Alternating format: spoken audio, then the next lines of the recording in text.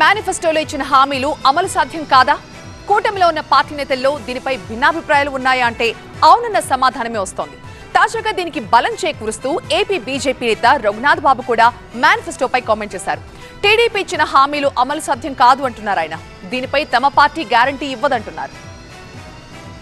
ఎన్నికల్లో గెలుపు కోసం కూటమి విడుదల చేసిన మేనిఫెస్టో ఆచరణ ఖచ్చితంగా అసాధ్యమంటూ వైసీపీ నేతలు విమర్శల దాడి చేస్తూనే ఉన్నారు. తాజాగా కూటమిలోని పార్టీ నేతల మేనిఫెస్టోపై పెదవి విరుస్తున్నారు. టీడీపీ ఇచ్చిన మేనిఫెస్టోలోని హామీలు అసాధ్యమంటున్నారు. ఏపీ బీజేపీ నేత రఘునాథ్ బాబు దీనిపై బహిరంగంగానే కమెంట్స్ చేశారు. ఇప్పుడు వైసీపీ ఇస్తున్న సంక్షేమ పథకాలే బడ్జెట్ కు మించి ఉన్నాయని, ఇక దీన్ని రెట్టింపు ఇస్తామని టీడీపీ మేనిఫెస్టోలో ఇచ్చిన హామీలు అమలు కావడం ఖచ్చితంగా సాధ్యం కాదన్నారు ఆయన.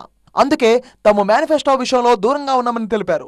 జగన్మోహన్ రెడ్డి గారి వారిని దించాలనేటటువంటి ఒక కామన్ ఎజెండా అయినంత మాత్రాన టీడీపీ ఇస్తున్నటువంటి మేనిఫెస్టో హామీలు వాటన్నిటికీ మేము గ్యారంటీ తీసుకోలేము. సీఎం గారి ప్రభుత్వం యొక్క వైఫల్యాలని ఎండగట్టాలి, వాటి మీద ఫోకస్ పెట్టాలి. అంతేగాని ఇవన్నీ అదేంటి ఇప్పుడు జరిగే సాధ్యం కాదని అంటున్నాం, కానీ దీనికి డబుల్ ఇస్తామని అంటున్నాం.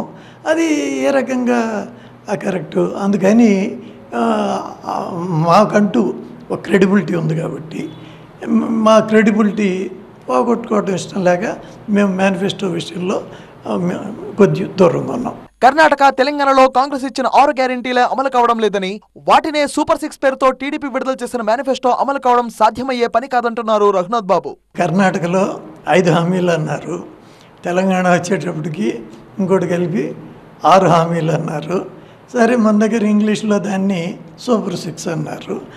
ఇవన్నీ కాంగ్రెస్ మార్క్ హామీలు.